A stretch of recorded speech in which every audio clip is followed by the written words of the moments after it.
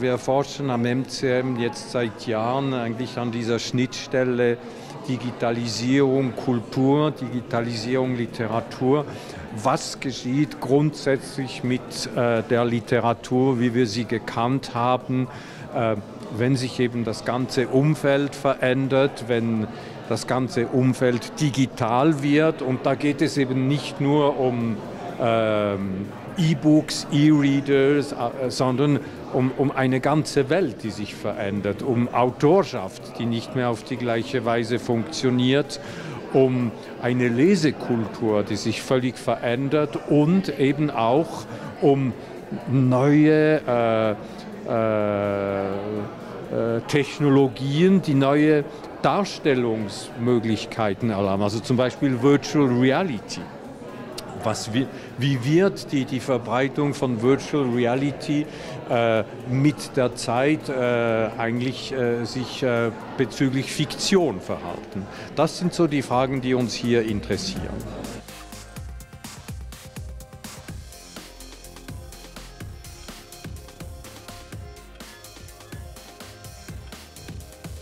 So the motivation was, in some sense, to tell a story. Like some of your users, I felt that there's one story that I hadn't been reading anywhere that didn't exist, and that was the story of literature itself. So in a certain way, I'm going to try to sketch that story. It's a long story. It's about 4,000 years long, and I also promise that I won't speak for a whole hour, so no fear. So I will give you a very rough sketch of that. Of course, storytelling has existed everywhere. I also believe that we are storytelling animals. There have been societies without the wheel and many other technologies, but no one has yet to find a human society without storytelling. So storytelling, of course, has existed wherever humans have existed, but at this moment in history, we have the intersection of storytelling and writing technologies. And that happened when one of these Mesopotamian scribes decided to use what at this point was still an accounting technology for a completely different purpose, namely to write down a story. That's really sort of the big bang of literature. That's when the story of literature begins.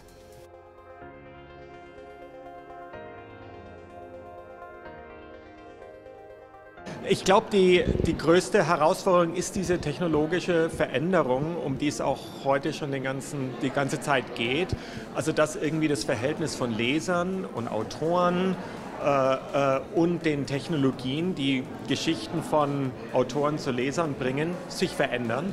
Und vielleicht sehen wir das Ende des professionellen Autors, der wirklich davon lebt, neue Geschichten zu erfinden. Vielleicht verändert sich nur das Verhältnis zwischen Leser und Autor. Also da gibt es, glaube ich, wirklich im Moment einen großen Umbruch. Ist aber noch völlig unklar, was für Konsequenzen das wirklich haben wird.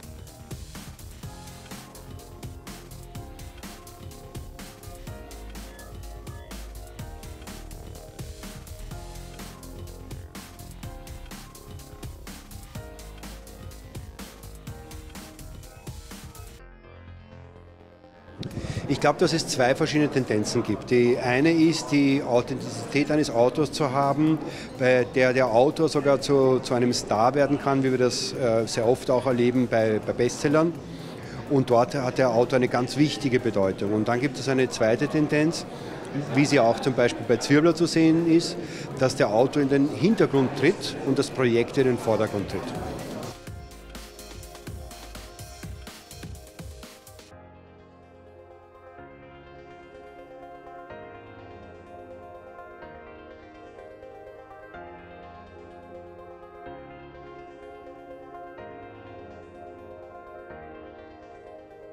So I know a lot of people say today that young people don't read anymore and that this is becoming a problem. It's not what we see on Wattpad at all. We're very optimistic about the future of reading. And I think many of these studies that have come out, a lot of it comes from the language that we're asking young people. Do you still read books? is the same as asking someone, how many pictures have you taken on a camera in the last year? They're taking more pictures than ever, but they don't associate what they're doing is using a camera. They're using their phones, they're interacting every day, and I think the same is true of how people are reading online. I don't think the book as a package is so precious. I think it's about the content and the stories. And for myself, I'm very format agnostic. I think that even if we were to elevate the book and say the book is what's so important, and if you haven't read it in its physical form, that's not accessible to a lot of people that may, not live to an area where it can be shipped to, or be visually impaired, or not be able to participate in that way. But I think the story Unbound can be accessible to anyone in whatever format they choose to engage with it in.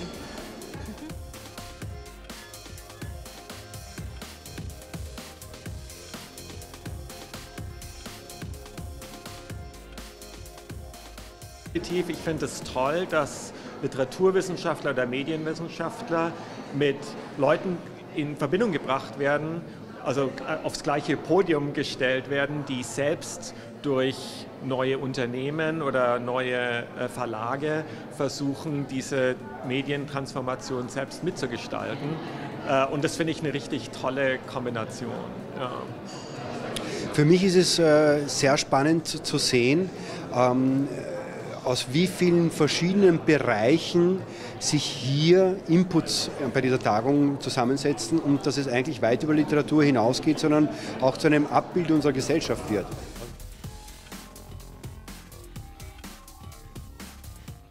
In which you are invited to embody yourself.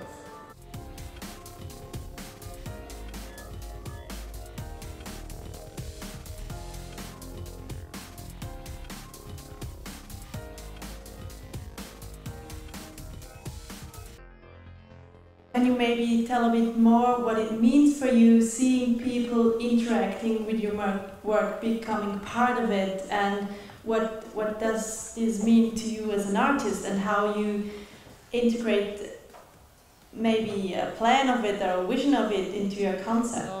You have to imagine Anna is like a dream, but it's a lucid dream and it's my dream. So it's my story. I created all the elements of this adventure, this experience, and pretty much this is my story. But it's an open world, so you can wander around my story and create your own story in there. Was ich aber interessant finde, ist, dass, obwohl es sehr viel um neue Technologien geht, das Grundprinzip des Geschichtenerzählens sich irgendwie nicht besonders verändert. Also es geht nach wie vor darum, irgendwie Leser zu packen. Es geht darum, ihnen Welten anzubieten, in denen sie sich irgendwie versuchen auszukennen oder die sie erkunden. Es geht darum, Emotionen und Dialoge darzustellen. Also einerseits viele technologische Veränderungen, andererseits so die Grundprinzipien des Geschichtenerzählens, was eine gute Geschichte ist, verändert sich vielleicht viel langsamer.